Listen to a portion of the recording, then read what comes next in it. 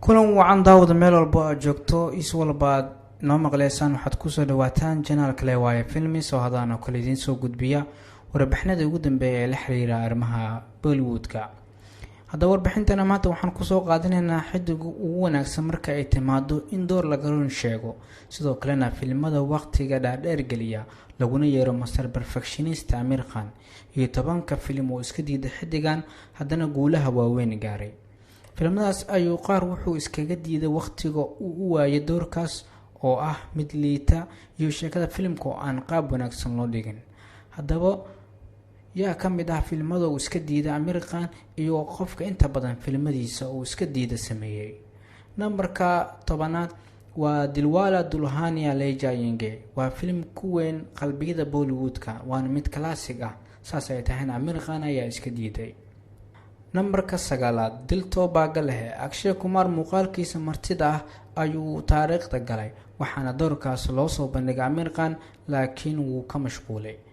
Nambarka 8 Muhabbatin waa filim jacayl sare lagu soo bandhigo oo hirgala, mana ahayn nooca filimada Aamir Khan laakiin wuu iska diiday. Nambarka 7 waa Dar. Aamir Khan ayaa rabin in uu ka soo muuqdo door xumaan ah, waana sababta uu iskaga diiday filimka Dar, waxaana jilay Shah Rukh Khan. Bajrangi Bhaijaan ayaa Aamir Khan wuxuu ahaa dooqa koowaad ee filimka blockbuster ka noqday, waana mid uu rabay inuu sameeyo laakiin wuxuu rabay in xoogaa qoraalka sheekada wax laga bedelo. Nambarka 5 waa Josh. Shah Rukh Khan ayaa filimkiisa hore wuxuu ahaa filmo yar, waxaana ka mid ahaa filimka Josh. labadooda ayaa ahaa dooqa filimka, laakiin Aamir Khan ayaa iska diiday doorkaas, waxaana lagu soo bedelay booskiisa atooraha Sharad Kapoor.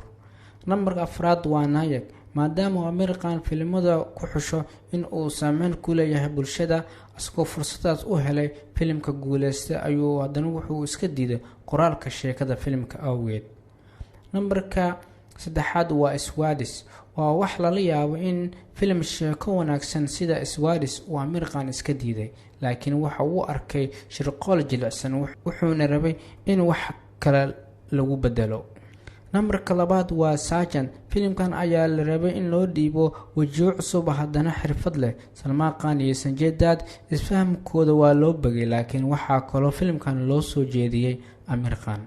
Nambarka 1 waa Hum Aapke Hain Kaun. filimkan jaceylka ayaa noqday mid ka mid ah filimada hirgale oo had iyo jeer la wada jeclaado, sida loo jeclaaday isfahamka Salman Khan iyo Madhuri Dixit ayay ahayd inuu Aamir Khan u aqbalo, laakiin wuu iska diiday. filimadaasi ayay ahayd filimadu Aamir Khan gaashaanka u daruuray. waad ku maasantahay daawashada warbixintan.